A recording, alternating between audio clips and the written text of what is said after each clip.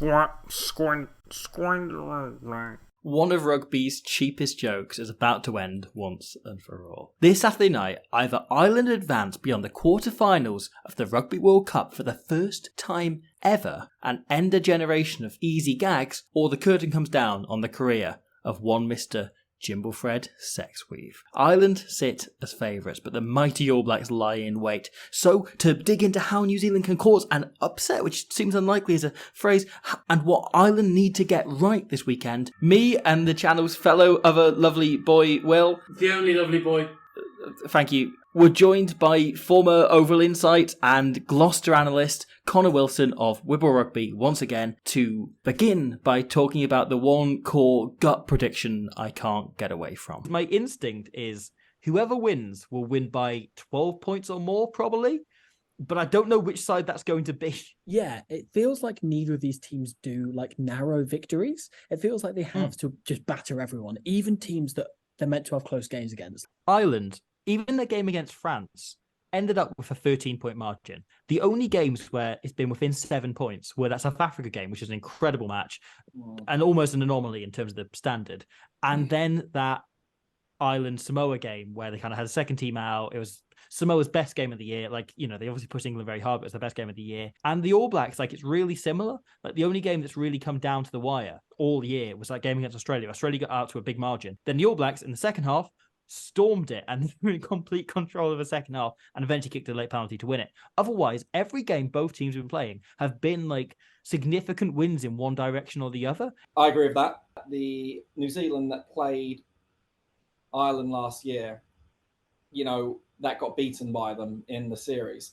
They didn't have the steel that Jason Ryan has brought to this pack, nor the acumen that Joe Schmidt brings. I mean, don't get me wrong, no offense to Brad Moore, you know, he did what he could, but this is a different All Black team. Even against France in that first game, you know what?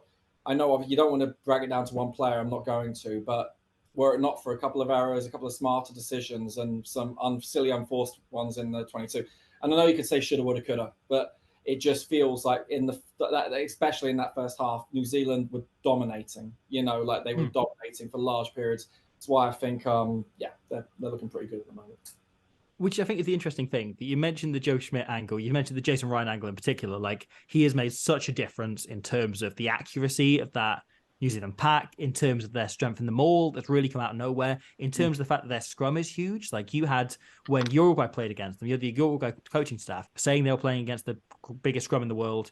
And even though they were used to, you know, they put some real pressure on the French scrum at times, they were talking about how every scrum we need to be getting the ball in and out directly because we don't stand a chance otherwise. And they have become one of the most disruptive scrums in the world, which has come kind of out of nowhere because you don't think of that as a hallmark of All Black rugby. No. But that is huge. But the other interesting thing is the Joe Schmidt of it all, as you mentioned. And I think the interesting thing on Joe Schmidt is there will be people who bring up the fact that Joe Schmidt has coached Ireland in the past, which is a rumor I've heard as well. I don't think it's the familiarity that's interesting there. I think it's the fact that there's no chance that he or any of those other All Black coaches are going to underestimate Ireland. There's no way they won't be looked at. Like, for New Zealand, this is the game. This is the big game. What's really interesting to me about this, so many times in World Cups gone by, we have seen the All Blacks essentially just coast to the final, you know, that they will go by and they will just hammer any opposition that comes their way, and that's it, right? Ian Foster, the week before the Uruguay game, said, no, we're really looking at Uruguay, we're analysing them, and we're going to target them as much as we can, which reeks of Joe Schmidt, like a guy who loves analysis more than he loves his family. But the fact that they showed Uruguay, you know, that kind of level of respect, deservedly so, because Uruguay are fantastic. But if that's the case, they're definitely not going to take Ireland lightly. They will have been doing homework on that for a long time now as a potential quarterfinal. It's very on brand that we've talked about Uruguay more than Ireland so far. So I think if there's one thing that I would jump on in terms of New Zealand in particular, looking at how they've played Ireland, right? So we saw last year when they played in that first test, the year before, and I've mentioned this in a previous video, and I, apologize, repeat myself, right? But we saw the All Blacks do a couple of really interesting things in terms of how Ireland had really targeted them defensively the previous autumn, where they'd really gone for like the head of the pod. They'd known the All Blacks like to distribute and use like the head of the pod as a distributor and as a kind of playing option to play off as a kind of starting point of their whole attack. And what Ireland did was they just really hammered up on that, and they ran a blitz defense almost like really, really looking at one particular player.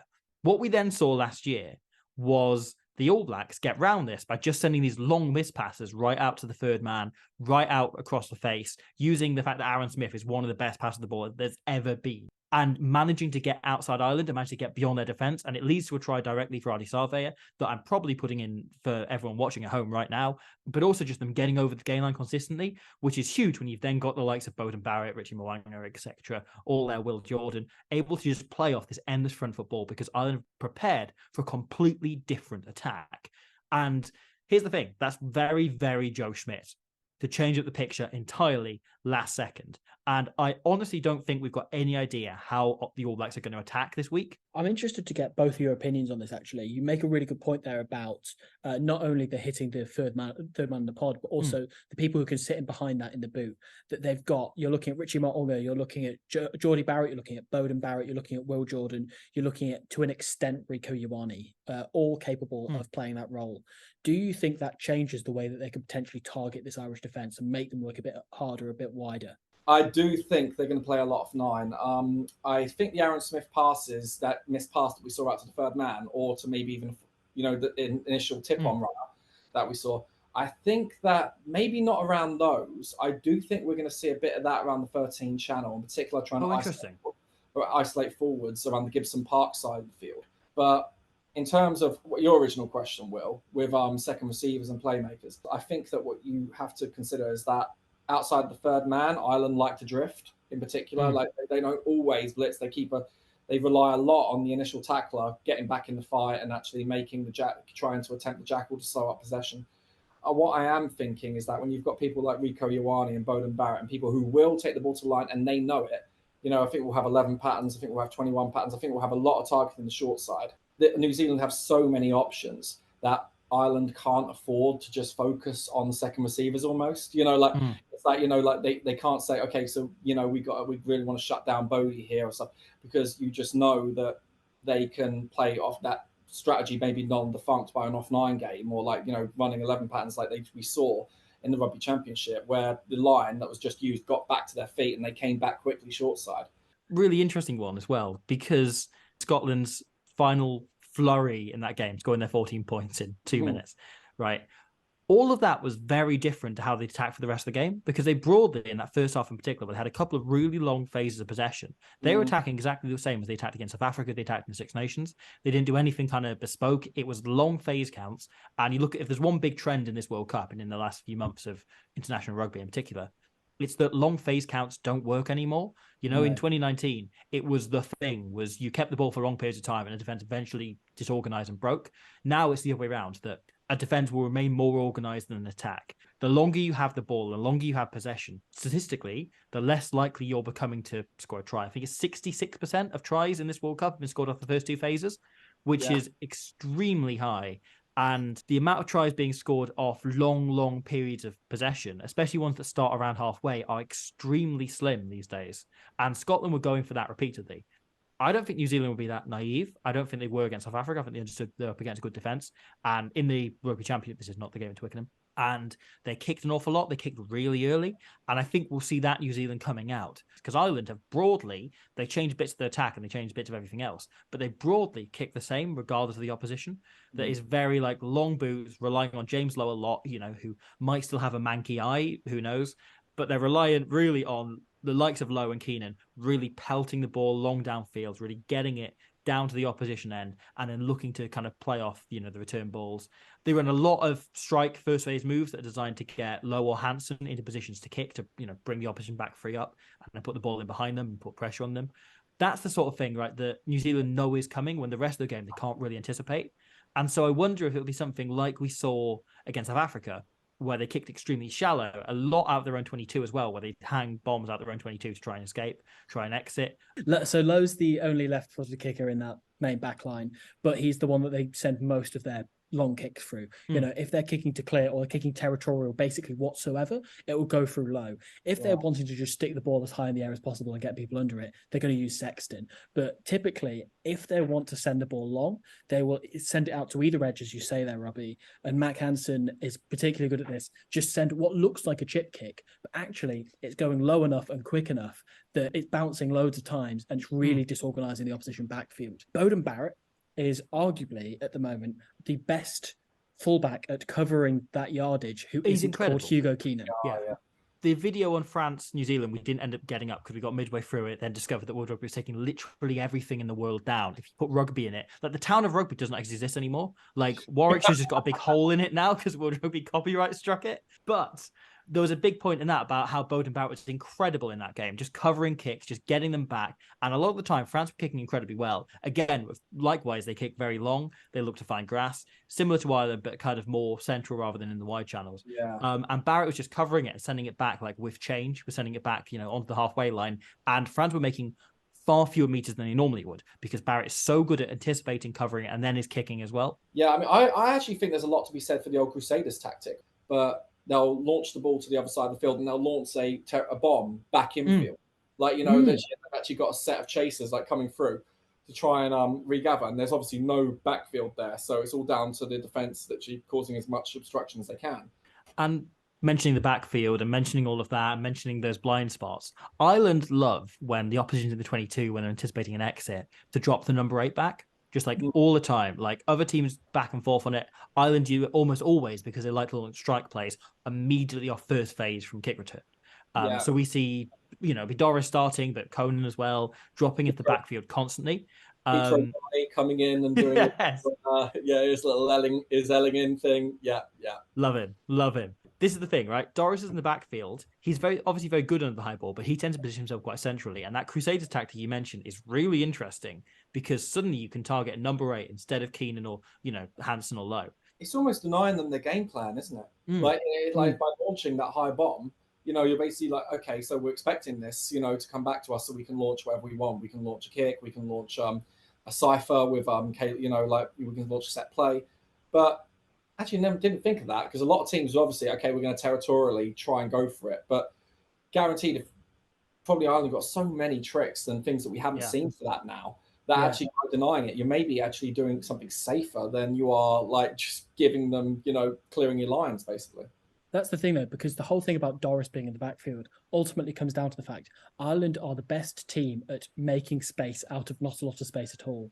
A wise pundit recently said they know how to flick the pill about, and that is absolutely bang on. But the point of that is Doris carries in and they have as many players, as many distributors on their feet as possible because they like to use literally every single body that they can to either run a hard line, get in the boot, or just handle a ball, be an option, run any sort of line as they physically can. We look at the Keenan try at the start of the Scotland game, like Hansen is working all the way around from the other side, the blind side of the breakdown. And he is both a distributor and an attacking threat. And he comes all the way around. And at that point, when Ali Price is coming off the line, he is not thinking, oh, Hansen's a threat, because he's literally miles away. And by the time he's turned that corner, at that point, Ali Price is not only thinking about marking him, but he's thinking, right, is he coming in? Is the line he's about to run as a distributor or as an attacking threat? And when Hansen points the way, Ringrose just makes that break because Ali Price has literally no idea where to stand. Ireland's work rate off the ball in attack is what Andy Farrell has drilled in. Is like the main part of their attack, and again, the amount of bodies on their feet. So what I really like about the Irish attack is one, the work rate. That's the thing. I actually put like 2 work rate teams. So that's basically like, that's one of the reasons I don't know who's going to win this, because it's almost like a case of who works harder and smarter, because both of them obviously work incredibly smart. Here we have Ireland's pretty standard attack shape. Sexton at first receiver, passing, and he, as he can integrate in the free pod, or he can as the actual pin, as the point in the wedge, or he can sit behind. Now, what he does here is that he actually passes. This is in the lead up to the first try.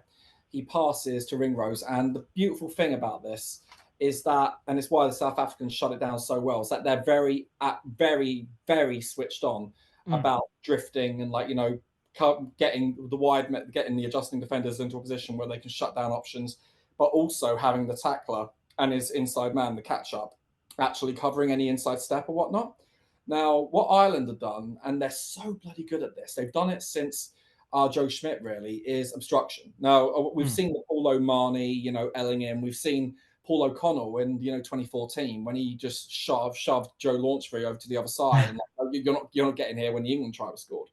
But here we've got a two-pod running, and this is the player that I want us to focus on. So this is the thing. The boots, or the as you call them, the second receivers, are actually trained to look for blocking. I think it's Byrne who gets into a position and he actually blocks Ali. So he stops he disconnects basically Ali Price, but he gets to a position where his inside man can't cover him. And because Byrne bumps this player, and it's a common trend with Joe Schmidt teams, but it's something that Ireland have continued big time. And if you watch the video, you'll see this. But if we go here, that's the player who's been bumped, and that's Ali Price, and he actually dummies inside, and that's why having second receivers like Ringrose and are so important, because they're fast enough to take the gap and they're skillful enough to dummy and yada yada yada. And the beautiful thing about the Irish attack is when it gets to these lines of attack outside, they're all running in unison. They're all running simultaneously. So all the players have to be wary of the catch and pass or stuff like that. And they're not aware of what's going on the inside because blocking is happening. So it happens so much that the Irish do is they'll send a player into line block, and then the second receivers like Ringrose and Keenan are trained to being told, watch for it. If it's on, go. And then, as we know here, they get the offload, they commit the last man, and boom, they go over for the try. But it's just something that they've really, really made almost systemic, as a systemic part of their attack. And I'm all here for it, if I'm being perfectly honest. It's a system we were seeing on counterattack an awful lot for a while, is fullbacks look for blockers. You look out for where the biggest concentration of your own players are, and you run at that because that's where you're most likely to get a break from, because one of them will be stood in the way of someone else. The thing Stuart Hogg always said, like, it was how he attacked. He just looked for his own shirt and ran at that, and then eventually one of them will be in the way of a defender, and if they're just standing still, then grand, you're through. 100%. Exactly the same thing, but they're running it as a deliberate strategy of first, second, third phase. Yeah, I think it's important to highlight to the viewers of this that that's not a criticism of Ireland. Oh, not at all. Because the point is that those players are running threatening enough lines that Scotland are buying them, that they're buying them as genuine threats, genuine runners who will break the line. Yeah, the thing is, I think New Zealand are street smart to that, because Joe Schmidt is really the one who brought it in for him. That the blocking levels. But that's the thing. I think we've got a pretty decent idea of how Ireland are going to approach this, and it'll be ideas upon a theme. We don't know what players they're going to pull. They're going to have plenty they've been working on for a very long time, but I think broadly they're going to approach it with the same set of tactics they have up until now, just with different kind of flavorings on top, different toppings. I think the All Blacks could play a completely different set of tactics what they played for the last 4 years. I think they will. The thing is, when you've got someone who has as big a sway in the team as Joe Schmidt, who has, as you said, rumour has it, coached Ireland, he knows the dangers these players will pose. He knows it's on the other side now. He's obviously going to have like a handshake of him after, but internally he's going to be thinking, I want to destroy you. Oh. I think that's the point, right? That this is, for New Zealand, the game. This is the big one, right? For Ireland, this is a difficult step along a very difficult journey that is kind of, they're looking at as the destiny, as the big deal, as the huge, potentially the biggest sporting achievement in the history of Irish sport, never mind Irish rugby. This is a step along that path, right? And it's a difficult path, but they're beating a team that they've beaten before, and that's the goal. For New Zealand, the legacy of Ian Foster rests on this. And we saw last year when they played South Africa, just how they turned around overnight and went from being comfortably beaten by South Africa and not in that game at all to a week later, just because the NZRU came around house and were like, we're going to fire you if you don't win this week. Suddenly they changed. They changed overnight. Schmidt was a big influence there, but a huge part of it was just the players suddenly bucking up and going, well, this is the bloody game. And then they weren't great after that. Sure, when they went away to the autumn, but like they were managed to put in one big game out of there. And I don't know if this All Black team is World Cup winners. I think they're definitely good enough to win it. There's been points over the last few months when I thought, oh God, it's inevitable. It's going to happen, isn't it? But I think they've definitely got a performance in them to beat literally any team at any ability. Like Ireland could have a 9 or even a 10 out of 10 day. And I still think there's a world in which the All Blacks put in a 10 out of 10 day and beat them. I just think they've got that, like the level they can reach their ceiling is higher than anyone else. I just don't think they're going to reach it that often and enough times. But this feels like the game that is set for them to have that huge, huge day. you look at that team, you look at the experience, you look at their ability under pressure in particular. I mean, true pressure scenarios. Like, these are players that have been there, done it. Ireland have got some incredible winners. They've got a lot of resilience in them. Leinster incredible. They've gone down there. But the thing is, World Cup rugby and knockout rugby like that is very different. And I think it relies incredibly heavily on the resilience and the character of the player, and also the ability to keep your head and make smart decisions. And whilst I believe that Ireland have got those, I just think that is the difference between Ireland have got those at the start of their career, first time doing it, and New Zealand have got them who have done it before 2-3 times over. I just think that you've got too much quality there and too much experience there to not have that big game, not have that look. We know what it's like in these situations. Me and Will are currently in La Rochelle. I've got a La Rochelle mug that I bought in their club shop earlier today. Beautiful. Will bought a t-shirt, right? And I bought a Winnie Antonio beer. Yes. Winnie Antonio sells beers, and you bought one of them. I thought you meant you bought Yumi Antonio a beer. And I was I would do that. If he asked for one, I would not say no to him. Oh god! Special guest joining us. It is Will Antonio's beer. Oh god! So I'm going to drink that once we're done this. Nice. I like blonde beer. Yeah. Okay. Nice. We're in La Rochelle right now, right? Which a lot of this Leinster team, particularly the forward pack, are Leinster players, and we've seen time and time again, that Leinster beat Toulouse beat La Rochelle, and La Rochelle beat Leinster, largely because of the way they tackle, because of how dominant they are. The fact they're not looking for double shots, they're usually going one-on-one, but still look for dominant shots, which is something I think the All Blacks can emulate. And we've also seen, time and time again, them kind of take a couple of big punches from Leinster getting ahead early on. The Champions Cup final earlier this year, we saw Leinster get off to a 21-point lead. They had 3 tries scored really early on. And then La Rochelle came back into it and they slowed down the momentum. Jonathan Darty got that one kind of bullshit try from just being massive. And then from there, it all built to the point in which La Rochelle can take total control of the game, largely through their pack and largely through not their scrum or line out or maul or any of the old school kind of ways to take control of the game through their pack, but through the sheer physicality of every individual tackle and them not having to rely on organising double tackles, doing the same kind of thing Wales have been doing really well at this World Cup. Instead, they're going for one-off individual huge shots and slowing the ball down massively and stopping Leinster getting anything going. If any team set up to emulate, it's South Africa. We saw them really try to do that a couple of weeks ago. But I think there's a world in which the All Blacks can do that, but with another dimension now. And I think that's the way you've got to approach it. You've got to not look at Ireland games, but at Leinster games in order to work out how to beat this Ireland team. I think everyone's on about, and they are, Ireland do love spoiling opposition ball. They really, after you made a tackle, they're such an onus to jump up and contest. And they've got so many good jackals. I mean, you put Bundy Aki, over the ball. He's basically another flanker who can do that. But simultaneously, I think other teams can do it to them. And more importantly, I think if other teams do it to them, that hurts Ireland far more than it hurts them doing it on another team. So I think Ireland depends so much on that. I think it's also, though, why... And this is going to sound like, Blue Squid being biased against Ireland again. But why Ireland would need to be more cautious than you expect against England or against Wales later on this group, because they're very good at dominating territory and they're very good at slowing opposition ball down. Or Fiji or Argentina. So the 2 best teams in the competition in the whole World Cup of all 20 teams at slowing opposition ball down are Wales and Argentina, which will probably mean that game on Saturday before this won't be the most entertaining encounter. But it also means Ireland will have, no matter what, one of their biggest strengths taken away from them if they do win this for the first time, win a quarterfinal and go into the semi-finals.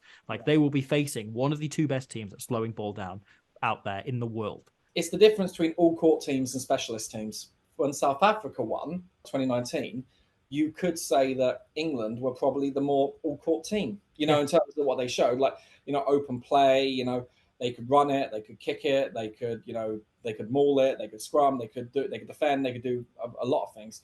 South Africa had a couple of things that they could do incredibly well. That type of rugby that South Africa espoused is perfect World Cup rugby. It is no mistakes rugby. It's not thrilling. Defenses are so good. Everyone's so highly motivated, analysed, done so much analysis. I think the team that puts in It's the Pareto law. If you put 80% of your time into 20% of the things that win the majority of games, then you are likelier to win than someone who's dispersed it over a little bit and gone, we anticipate this game, this game. But here's the thing. All South Africa have to do, or all any team playing that game have to do, and this is where I think it is a little bit controversial, but all they have to do, have a water break, take a knee, remove momentum. And that's what La Rochelle did so well against Leinster. Yeah. They removed the momentum from the game. Make your subs at the right time, you know? Yeah, exactly. Razzie's great Something with Joe Schmidt was really, really good at with Ireland as well. Yeah, exactly. If the Irish are on a roll, you know, Joe Schmidt won't hesitate to go Fozzie, send on, you know, like get Blackadder on, or get, you know, whoever it is, you know, like, but they'll go get him on now because they're on a roll at the moment. Send a sub on, okay, let's have a water break. Let's calm it down a little bit and let's get some messages on from the coaching. Let's churn it round. Whereas obviously if Ireland are on let's fucking go. Let's do it. Let's do it. Yeah. Right. Keep that ball and play high. Exactly. Let's no. We're gonna take that away from you. And that frustrates as well. That's a psychological thing as well. Like if you're a team on the Ascensi and you're desperate to go, and like the other team are just like, you know, taking their merry time, water breaks, and like giving you a little smirk, like you're gonna get angry. You're gonna get a little frustrated. Yeah. The really interesting thing about this conversation, right, is we've almost entirely focused on how can New Zealand, the bloody All Blacks, the three-time world champions, stop Ireland, a team that's never got beyond the quarterfinals. That's how far things have swung in the last 4 years. Yeah, if we've been doing this conversation around the one in the last World Cup. I get the feeling that they are obviously going to put so much pressure and so much in terms of that tight five. They're going to really hammer home. But then once the space has been opened up or whatnot, then they are going to let loose. They are going to let loose. But the thing is, they'll know when to ramp it back down again. You know, that I think that momentum is probably just as important. I think it's not credited as its own thing, but I think it probably should be. It's the thing that I always rub up against when people get really into stats. Is like, I think the rugby is a fundamentally emotional game, and you can't always accost everything because you can't tell momentum and you can't tell emotion. We saw Ireland look really nervous in that Grand Slam decider. We've seen New Zealand look really pissed off last year against Ireland because they bloody couldn't keep up with them and they'd never been in the situation before. It's a fascinating game and it could go any direction. Literally no result in this game would surprise me. New Zealand winning by 50 wouldn't surprise me. Ireland winning by 50 wouldn't surprise me. This being 3-3 and decided on penalty shootout wouldn't surprise. It would surprise me a little bit, but not as much as it should.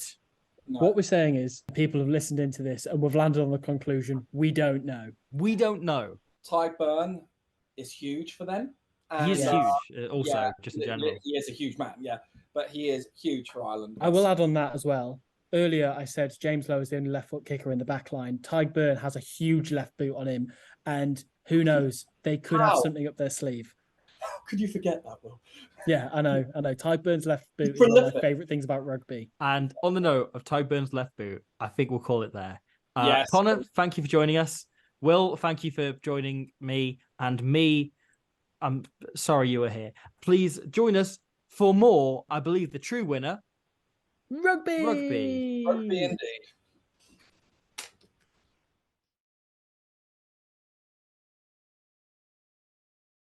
Yeah. Here is Willemse. Is that me? Or right is that you? on halfway, taken down by Took. That's you, I think. Goes quickly. Grant Nisbet's arrived. We manifested Grant Nisbet. We mentioned the All Blacks 3 times, and in comes Grant Nisbet. He just arrives. He just appears and will commentate on anyone talking about the All Blacks. If you say Ardi Savia 3 times, Grant Nisbet appears. Apologies.